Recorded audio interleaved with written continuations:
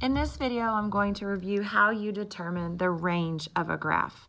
Okay, for range, okay, you're always going to write it low to high, the lowest that it goes to the highest that the graph goes or reaches. You always are going to, as far as the order you write it, you'll put the lowest point that it reaches first and then the highest point that it reaches.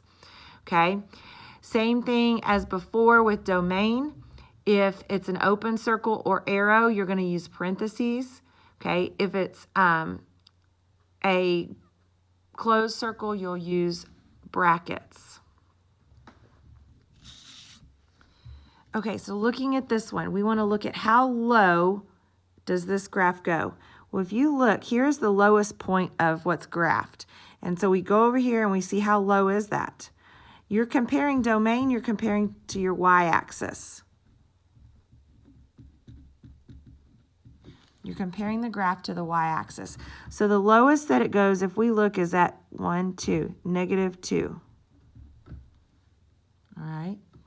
Then we're going to come over here, and here is the highest point on this graph. That's the highest that it gets.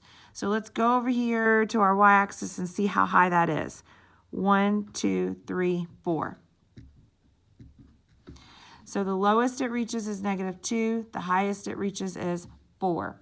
Now, both of those points, that low point and that highest point, are closed circles. So we would use brackets next to both of those. Okay.